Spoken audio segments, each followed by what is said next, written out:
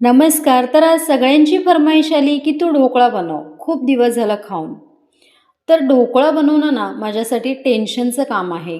कारण ही रेसिपी माझ्याकडून नेहमी बिघडत असतं.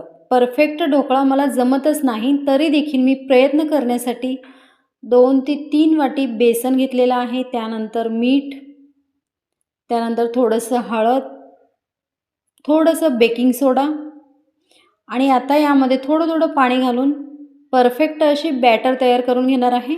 तर बॅटर तयार झाल्यानंतर यामध्ये इनो टाकून घेणार आहे.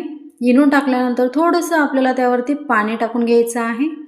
परत एकदा चांगल्या प्रकारे मिक्स करून घ्यायचं आहे. तर लास्ट टाईम ज्यावेळी मी ढोकळा बनवलेला होता ना, त्यावेळी पाणी खूप जास्त झालेलं होतं आणि नंतर त्यामध्ये पीठ मिक्स करून परत बॅटर तयार करणं यामध्ये खूप टाईम गेलेला होता. आणि आता परफेक्ट बॅटर तयार झालेलं आहे. तर माझ्याकडे एक स्टीमर आहे, त्यामध्ये मी टाकून घेणार आहे आणि हा 25 ते 30 मिनिट याला वाफवून घेणार आहे. आता याला वाफवून घेण्यासाठी जे माझ्याकडे इडलीचं भांडं आहे ना, त्यामध्येच मी याला वाफवून घेणार आहे.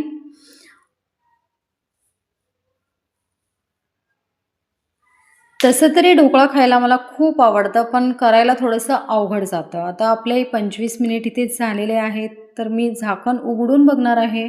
बघू शकता तुम्ही खूप स्पंजी झालेला आहे आणि थोडंसं सुटलेलं आहे. ढोकळा थंड होईपर्यंत मी तडका तयार करून घेणार आहे. 2 ते 3 चमचे तेल, 1 चमचा मोहरी, त्यानंतर हिरवी मिरची, थोडीशी कोथिंबीर,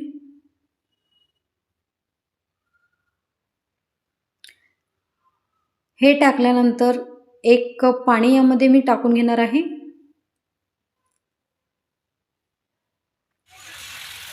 थोडंसं मीठ,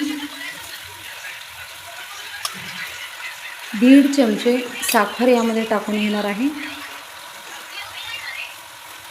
नंतर यामध्ये 1 लिंबू पिळून घेणार आहे. आता गॅस ऑफ करून घेणार आहे. तर आपला तडक्याचं पाणी जो आहे तो तयार झालेला आहे.